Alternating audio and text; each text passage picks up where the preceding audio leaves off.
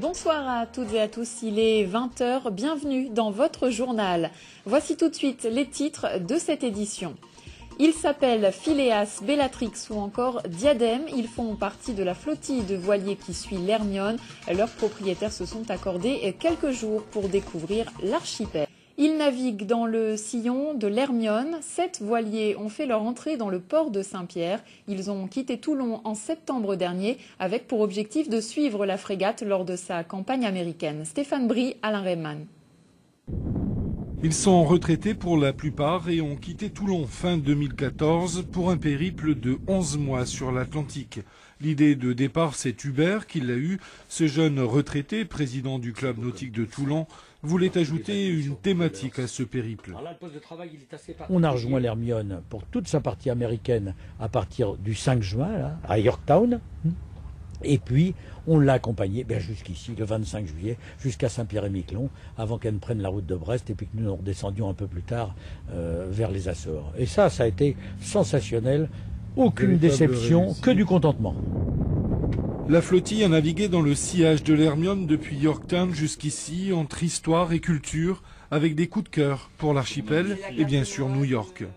On arrive à New York et qu'on voit la Statue de la Liberté au milieu de l'Hudson River.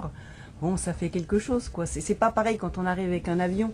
Quand on arrive par la mer, on voit la silhouette qui se dessine de l'île. Même ici, quand on est arrivé, on dit « Ah, Saint-Pierre !» Bon, ben voilà, on arrive à Saint-Pierre. Ça nous avait fait la même chose quand on est arrivé aux Bermudes. Parce qu'en fait, il y a des points qui marquent comme ça. Donc la dernière fois, c'était les Bermudes. Et là, bon, bah Saint-Pierre...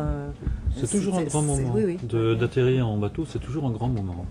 Brigitte et Christian, anciens de la Marine nationale, vivent cette escale avec bonheur. C'est surtout une opportunité, oui, de naviguer dans des contrées un peu plus septentrionales.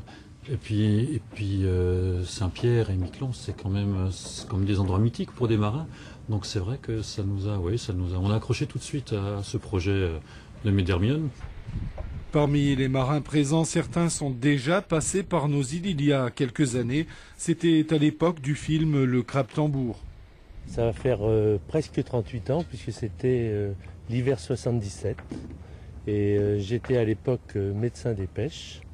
Et donc j'étais embarqué sur le Centaure et nous allions sur les bancs de pêche pour aller assister les 19 chalutiers de métropole, plus les 3 chalutiers qui étaient à Saint-Pierre à l'époque. Les fichiers météo ont déjà parlé, la flottille devra larguer les amarres en fin de semaine, une transatlantique qui se fera via les Açores direction Toulon, la fin d'un beau voyage.